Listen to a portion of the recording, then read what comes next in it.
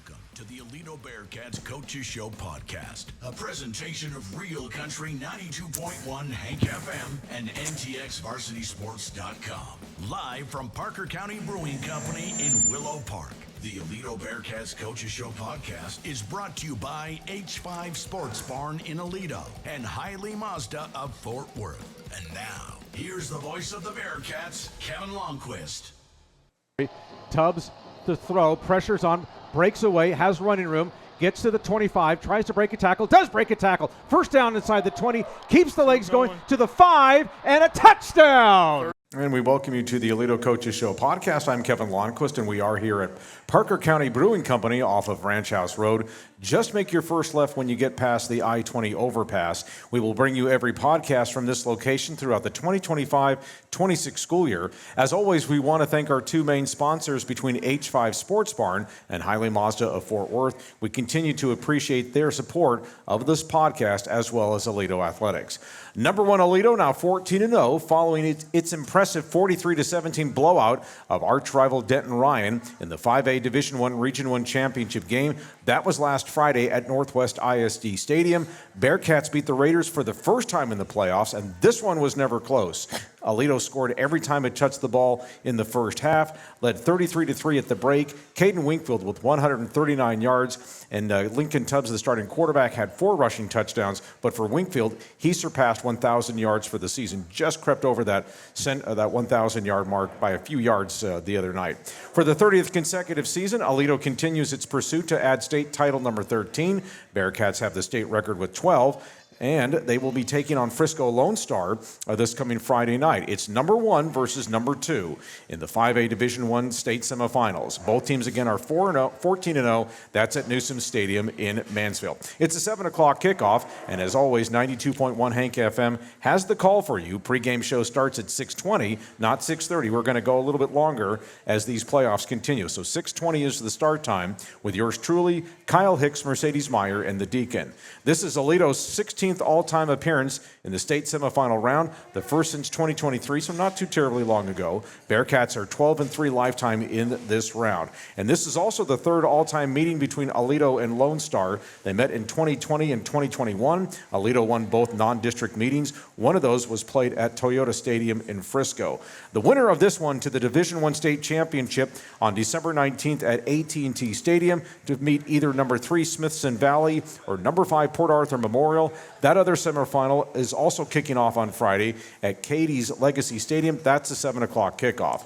Our two-part podcast rather, for you. As always, we'll start with Aledo head coach Robby Jones. Then in our second segment, we will be visiting with senior quarterback Lincoln Tubbs and senior offensive tackle Payton Williams.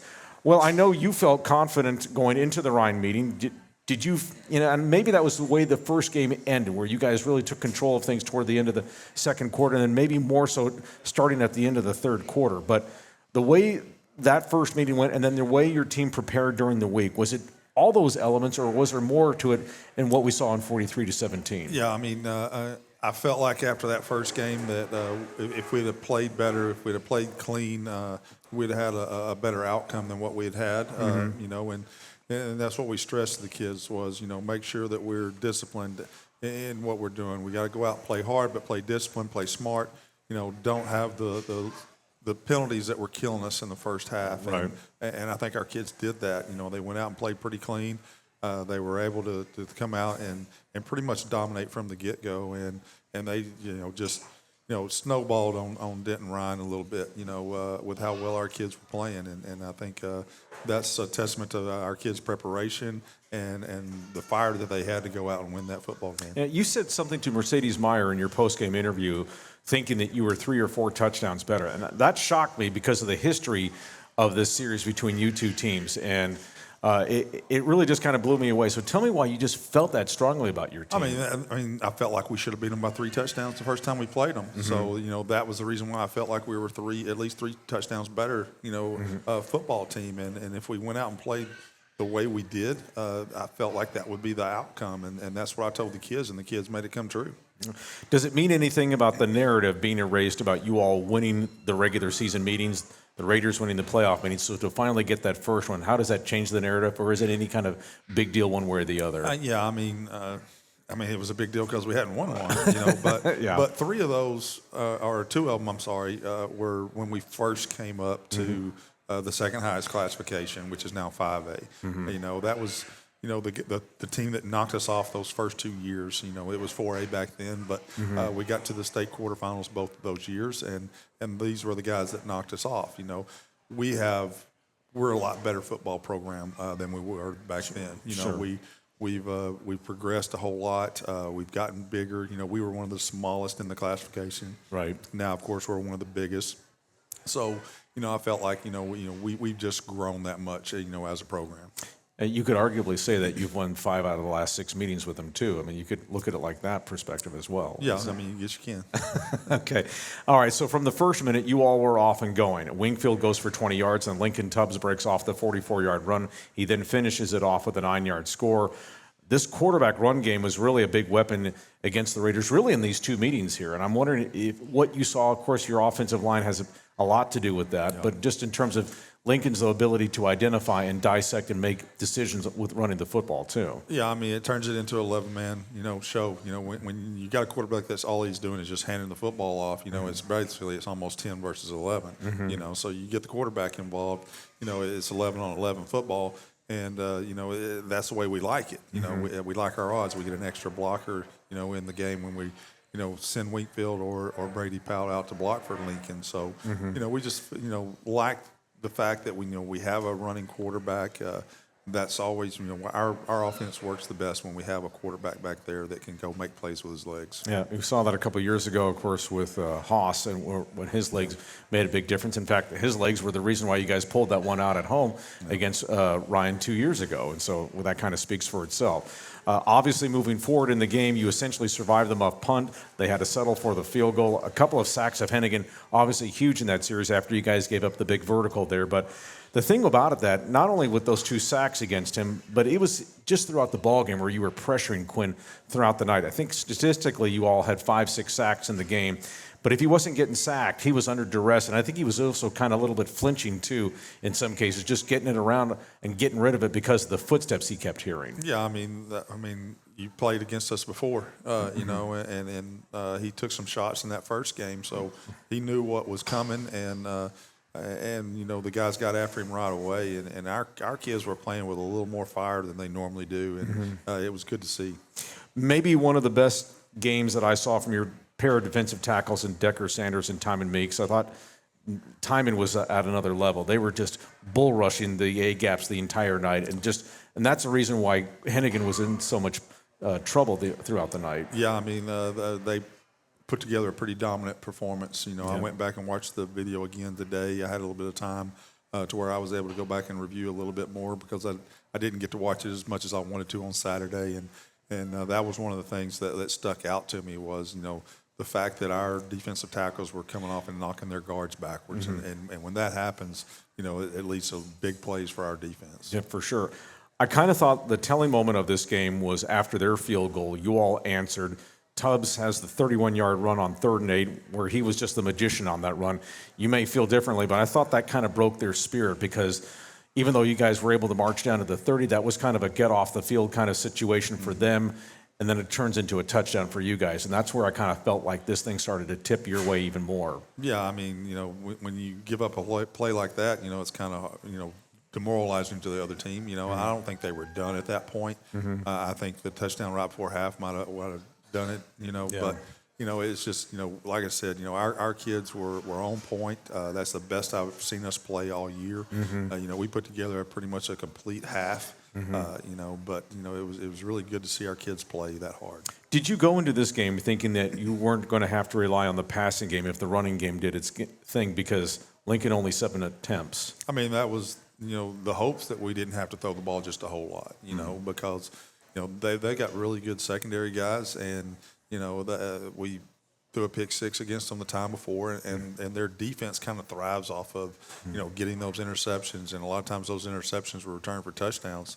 So, the plan wasn't not to throw the football, but we were running the ball so well we didn't need to. Right. So, that's kind of, the thinking behind that is, why put the ball in the air when you're getting big chunks of yardage on the ground? Yeah, at 20, 44, 15, things like that. I thought the one thing was that I'm sure you guys were thinking originally maybe 15 to 20 attempts in the game, but when you're basically have it 1/3 of it, if you're thinking from the 20 passing standpoint, that would tell you a lot about how you guys were dominating running the football. Though. Right, because you want to get the ball to Caden Finley about 10 to 12 times. Yeah, that's what you told me on the pregame show. You were anticipating 10 touches for him.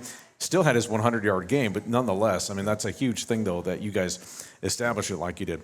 I also thought, too, pretty good discipline from you guys because these games with the Raiders can kind of get into some theatrics, something you had stressed about starting last Saturday before that game. And so, outside of a couple things here and there, I mean, I thought your guys handled that part of it pretty well. Yeah, I was proud of the way our guys handled, for the most part. We did get, I believe, one, maybe two, retaliatory. We got one. They'd already flagged them, and then our guy retaliates, and then it's offsetting, and I got all over him about that. I said, look, they already threw the flag. I said, you don't have to react that way. That's what we talked about all week, not doing that. But for the most part, our guys did a really good job of controlling themselves because we did stress that all week, control yourself, play with great energy, play with great aggression, but be able to control your emotions. For sure. Okay, so now we have that game in the rearview mirror, and we look ahead to the state semifinals against an excellent Lone Star team. They put it on Highland Park in their Region 2 championship game last Friday, 58-38, breaking down their film. They're pretty lethal, both sides of the football, and the way they operate their offense. Yeah, I mean, offensively, it's the best offense we've gone against all year. Their quarterback can throw the football. He's got great weapons out wide. He's got long, tall receivers that can fly. And then the same guys that are going out for passes, they rotate them in the backfield as well. So they got good running backs, and then the quarterback himself, he's an elite type of guy running with the football. And they're kind of like you from last year. They lost to the Scots in the Region 2 championship game, and of course, I'm sure they felt like they owed the Scots something too, and this year they get past them too. So there's some interesting symmetry between both you and them. Yeah, I mean, and that's what Coach Rayburn and I talked about last week when we were discussing where we were going to play and things like that. Is maybe we can flip the script on these guys and we'd end up playing each other this year. Exactly. That's the way it all worked out. Okay, so just talk about the rapport you have with Jeff Rayburn, their head coach. Seems like a really good guy. He's been very cooperative with us over the years, especially with the non-district series. Had this series with them a few years ago. They have established themselves as one of the great powers in Class 5A. Yeah, I mean, he does a great job there. He has, he opened that school up, and he's a really good guy. He's not one of those guys that's hard to deal with. He was really easy to talk to, really easy to, agree upon a place to play, agree upon officials, all those things, so there wasn't a whole lot of problems in getting the game set up. So, no, he's a good guy. He's one of the leaders in the Texas High School Coaches Association in our region. I believe he's the senior director this coming year. So, he's all around solid guy. All right, so let's talk about these Rangers a little bit more in detail. Their new quarterback is sophomore Trey Wright, a real dual threat, about 4,000 yards of total offense, 2,800 passing, a little more than 1,100 yards rushing. A lot of faith by Rayburn because they moved last year's starting quarterback Reese Hoyt to running back. Yeah, I mean, and Hoyt does a really good job at running back, and then they also split him out wide. He also plays safety, so he's an all-around guy. But, yeah, I mean, you got a guy like Trey that can go get it done as a sophomore. It's good to have all those weapons. Yeah, for sure. Okay, and then they also have a stud wide receiver in Davian Gross. He just signed with the University of Florida. He's kind of like their version of Caden Finley, pretty good-sized kid. What kind of a matchup challenge does he create? Yeah, speed is the issue with him, and they'll bring him in the backfield as well and use him in the backfield. But he was the Class 5A 200-meter dash champion last year, so he's got elite sprinter speed. So you can't let that guy, get a head of steam and get going. You got to, when he's in the backfield, we got to tackle him before he gets going. And then if he's split out wide, we got to be aware of the deep ball. That's where that safety over the top help is going to be really important for you for something like that. So Lamel Swanson and Cameron will be on notice for sure. And let's not make any mistake here about the Rangers. They have some kids. So Hoyt, who is just a junior, he's committed to Baylor. Their safety, Jordan Deck, just signed with Michigan. Their tight end, Ryder Mix, has signed with Oklahoma. So this is what you're going to see this time of year. A lot of good teams, a lot of good players who have opportunities to play at the Division I level, just like what you have with several of your Division I players. Yeah, I mean, extremely talented. And that's what we've been telling the kids is, this is the most talented team we've played. It's the best offensive team we've played. Could be the best defensive team we've played. We don't know that yet, but extremely talented football team. Okay, so you and your players said all the right things after Ryan. It was a great win, of course. The debt was paid, if you want to look at it like that. But as far as the playoff situation was concerned, but that's another step to where you want to be on December 19th. Anything extra you and your staff did to ensure that Ryan was what it was, but it's time to move on? Yeah, we addressed that right after the game. Okay, hey, that's over. Now it's time to look, and we didn't know who had won that game at the time we finished our game. But we said we got to figure out who wins that other game, and then we got to go prepare for them.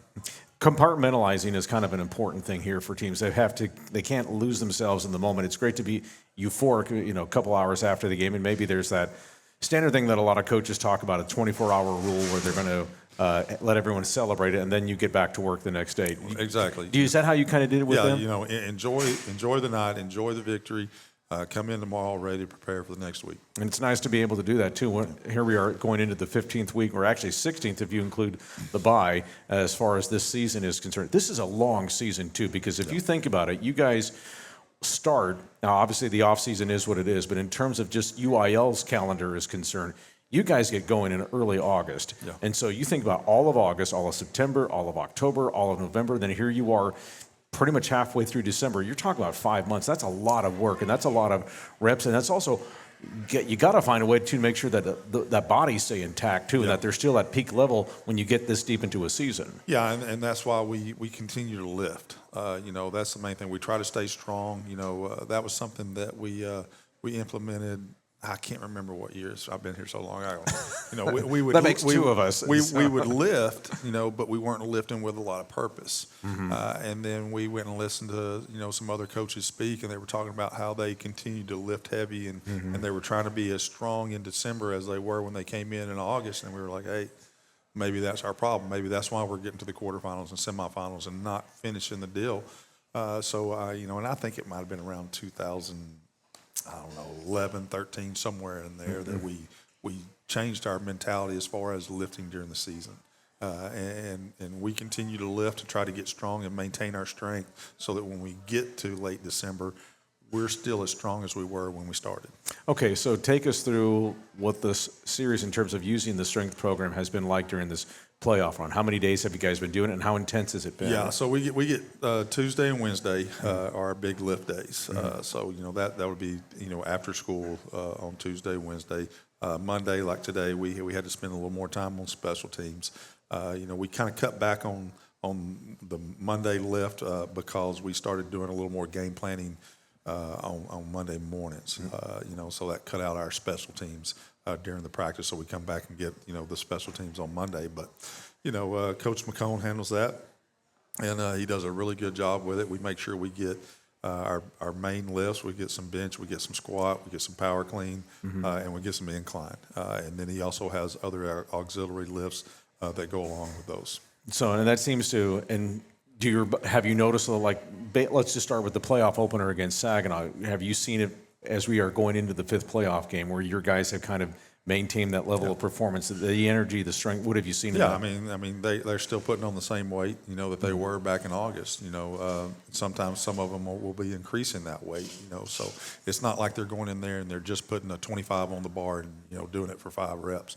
They're putting actual weight on there. All right, we'll ask Payton if he's gone over 400 on a bench or anything like that here when he comes and join us here in a few seconds. I got a weird look from him on that. But anyway, as we wrap this up, of course, you guys had a couple of dings coming out of that game against Ryan. Of course, you didn't have Carson Dempsey. He had the hamstring issue, did not play. You ran him through the pregame warmups, just didn't work out.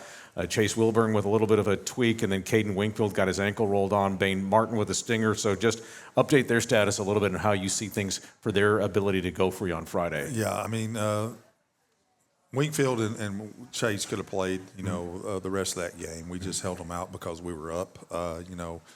They both practiced today. Bain's a little different story. He's kind of day-to-day.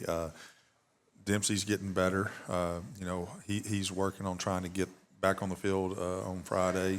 So all in all, it's things you expect this late in the season. Yeah. This late in the season, we've been lucky so far. Sure. We haven't had a whole lot of injuries, but they start building up, especially when you play a physical game like we did against Denton Ryan. Sure. And so something that we talked about, too, is the fact that regarding Dempsey is because you had Max Foreman, who had so much playing time earlier in the year when Carson was not available, and the fact that he actually played a lot in that Ryan game, too, the first time, so he was familiar with where all the usual suspects were. I mean, that was a huge advantage to have somebody who had already been there, done that, so when you rolled him right in. Right, and he had a little injury himself that slowed him down, when Dempsey got back, so but he's back to full speed, and so it was good seeing him out there making plays. All right, well, have a good week of work, and we will see you Friday down in Mansfield, Coach. I appreciate it. All right, and we want to remind you that this Aledo Coaches Show podcast is brought to you by H5 Sports Barn. H5 Sports Barn and iPhysio and Performance can help unlock your athletic potential and elevate your game like the Aledo Bearcats. With expert sports physical therapy, tailored recovery plans, and top-notch sports performance training, H5 Sports Barn, proud supporters of the Aledo Bearcats. And by Hiley Mazda. Head to Hiley Mazda of Fort Worth today. Their new state-of-the-art facility is conveniently located just off of I-30, exit Las Vegas Trail, and experience top-notch service and hassle-free buying. Don't forget to ask about this month's special offers. Hiley Mazda of Fort Worth, family-owned and operated for over 30 years. Stick around. The second segment of the podcast will be coming right your way. We'll be joined by Payton Williams and Lincoln Tubbs. Stick around. Podcast continues after this timeout. It'll be a throw for Tubbs down the middle of the field. He's got Caden Finley wide open. 10-5. Touchdown, Aledo Bearcats. 40-yard touchdown pass from Lincoln Tubbs to Caden Finley, and the Bearcats now have broken 40. They're up 42-10. Great ball.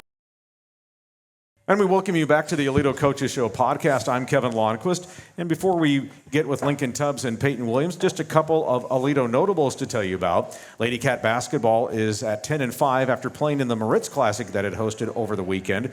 And if you'll recall, head coach Donnie Ott, when he was on our podcast a few weeks ago, he said he wasn't afraid to schedule anyone, and he meant it because Aledo played the likes of Duncanville and Amarillo Tascosa in this tournament. You might remember that they played Tascosa in the regional semifinals when they made the playoffs. But Coach Ott wanted his team to grow, and so he exactly got what he wanted out of this non-district season, which still has a few more games left in it. But until then, the District 5-5A season opens the December part of the schedule this coming Friday, where the Lady Cats are at home against Brewer. We will see if they will move those games up because of the kickoff of the football game at 7 o'clock. But we'll see how that comes about. Just check the school to see if there are any changes with that schedule. As for Drew Baker's boys team, they are 9-4. They just finished competing in the Key City Classic in Abilene this past weekend. They went 3-1 out there, and then they move on to play in the Weatherford tournament starting on Thursday. This is the program's third and final tournament. The Bearcats played in events in Coppell and, of course, this past week in Abilene. No game for them on Tuesday. Okay, pleased to be joined by senior quarterback Lincoln Tubbs and senior offensive left tackle Payton Williams. Guys, congratulations. I know, like I said, from a broadcaster standpoint, I don't know if I was anticipating 43-17, but I'm sure that felt really good to watch 43-17 and be a part of that. Just overall thoughts. I'll start with you on this, Payton. No, it was a great feeling. I think we had a great game plan going into the game. And biggest deal was attention to detail in practices this past week. Like, I feel like you can ask the coaches, you can ask the players. We had everything, like, down to a T in practice, and I think everybody was giving effort, and especially our scout team guys really giving us a great look this week. All right, and Lincoln, for you, just being locked in and being prepared to play, because from the opening play, the 20-yard run for Caden Winkle, that just seemed to be just sending the message from start to finish. Yes, sir. I think everyone was pretty ready to go.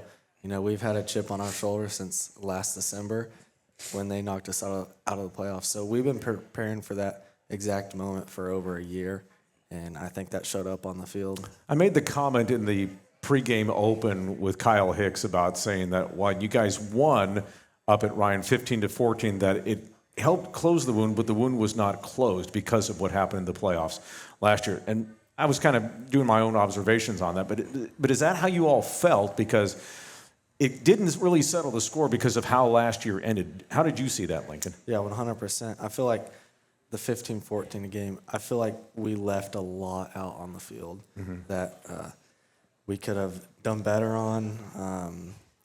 And so I think that even allowed there to be more steam on our shoulder going into this next matchup, allowing us to show it all, showing what we're capable of. Payton, for you guys, you did what you wanted to do with the running game, especially in the first half. You guys really kind of managed the game in the second half. Just talk about that, because it just seemed like, again, you heard me talk about Caden's opening 20-yard run, and then there were big chunk plays after that. So what was the key to why it was so successful, why you guys were gashing them like that?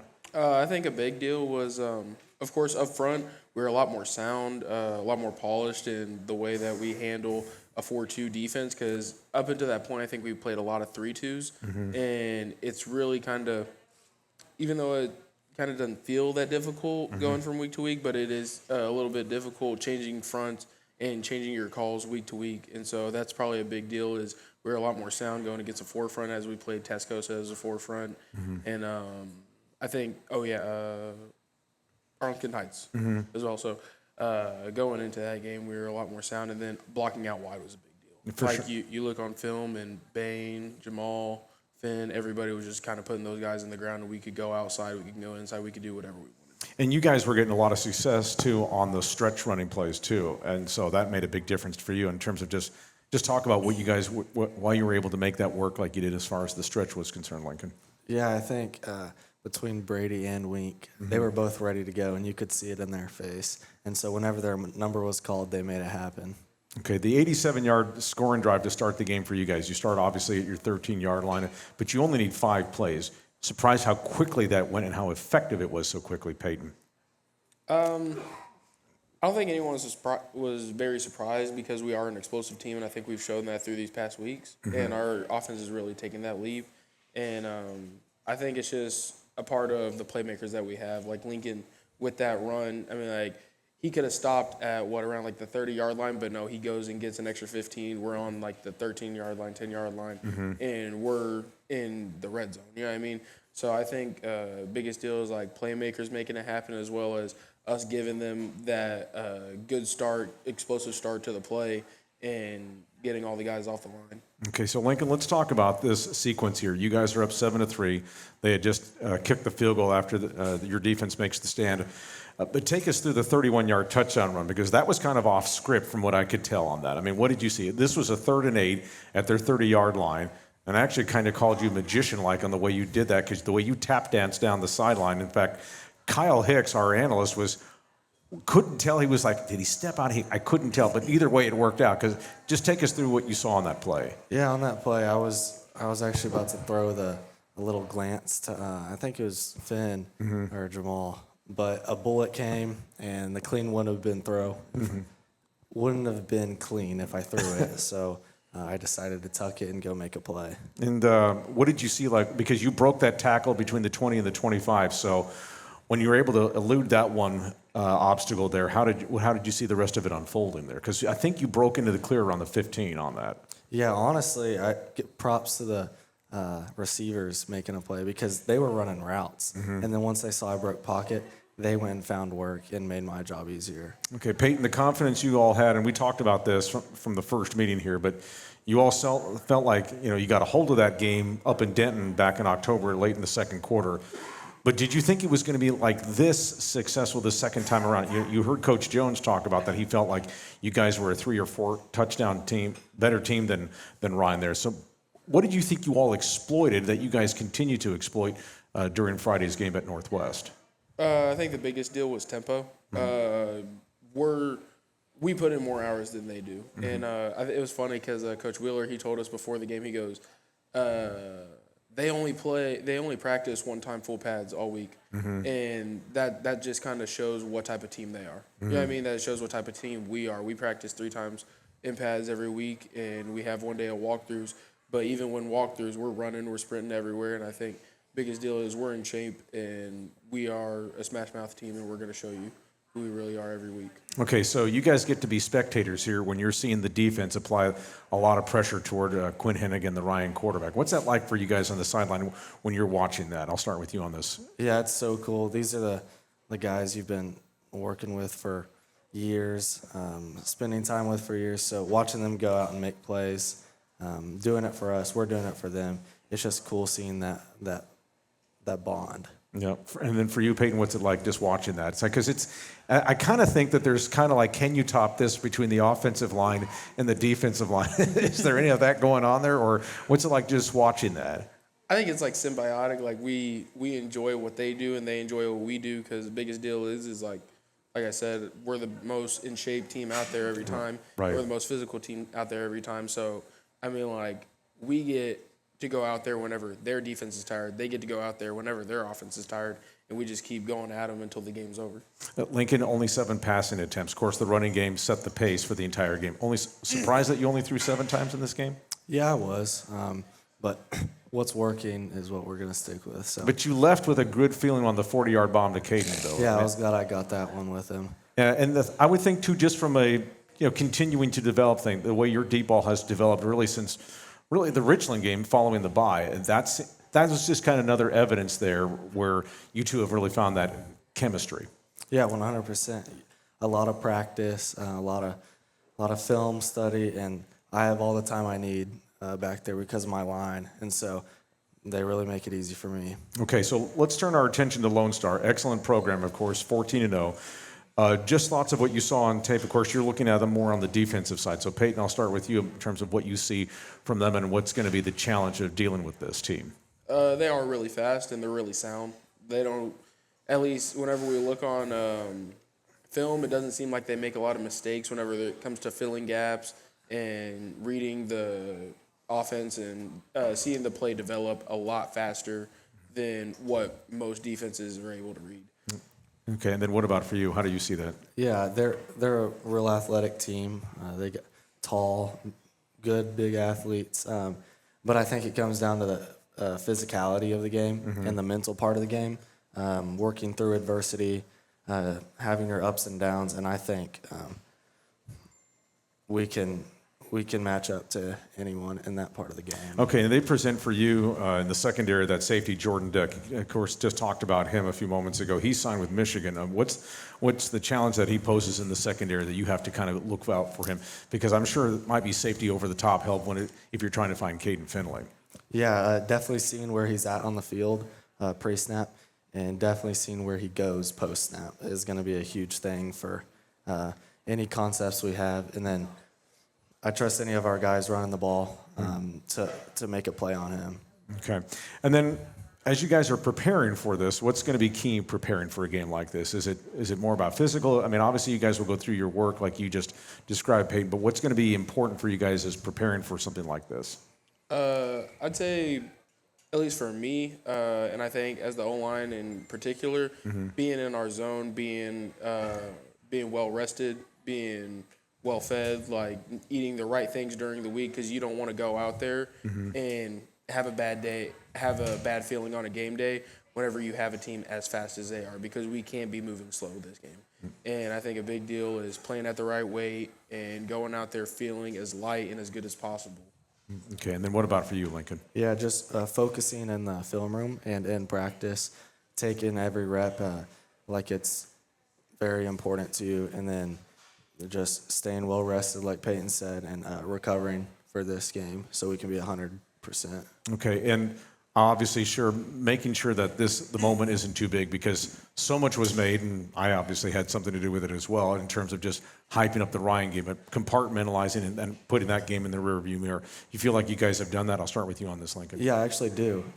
It was actually cool seeing like everyone was just super excited for the win after the game, but like in the bus going back, like there's comments about who we have next week, what we're preparing for next week. Like it's all in the back of our minds that we have a bigger goal than just getting past fourth round, and I think everyone's locked in on that.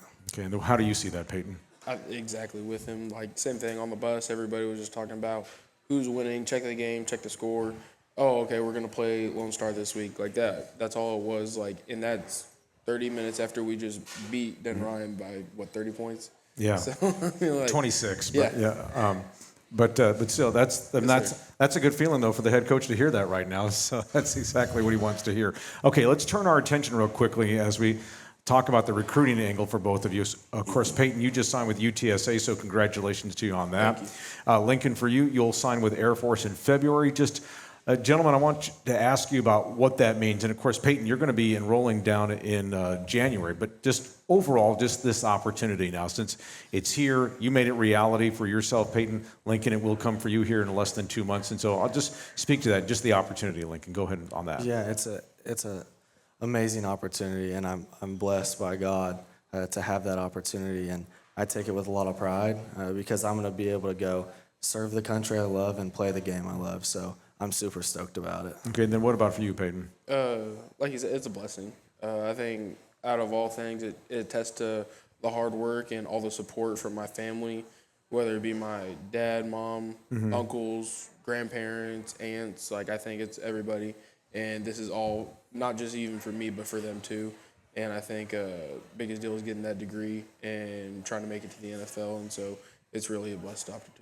For sure. And then let's wrap it up here. I was going to finish up with asking you about how you two are feeling health-wise as we get this deep into the season. But you heard me talk to Coach about how the season starts in early August, at least from the UIL calendar standpoint. And then you talked about the strength training program. So what has that meant to you, just kind of keeping you at the level that you're trying to stay at, as peak level, as deep as the season has gotten? I'll start with you on this, Lincoln. Yeah, it's an awesome benefit we have. You know, the trainer's open as long as we're there. And so we have full access to recovery and then also the weight room. We have full access to getting stronger. And Coach McCone has those lifts pretty scheduled out. So it's hard to miss reps or miss weights. And it isn't one of those things, too, where you're like doing any light weights. I mean, this is going to be challenging stuff that you're doing, too, from what Coach was talking about. Is that Yes, fair to sir. say? You have to put some weight on the bar to stay stronger. So that's definitely something. Yeah, to two do. 10-pounders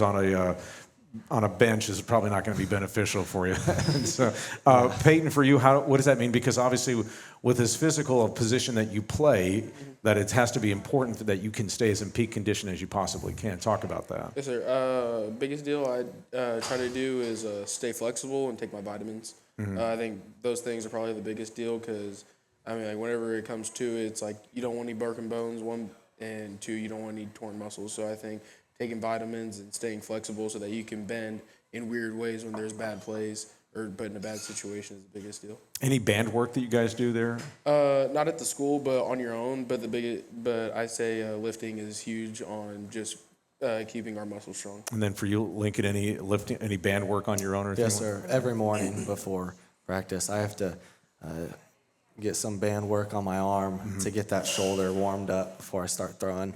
And then I do some band work on my hamstrings to make sure those are ready to go. Okay. Excited for Friday? I guess that's kind of a rhetorical question, but I'll ask it anyway. So 100%. And then for Absolutely. You. Okay.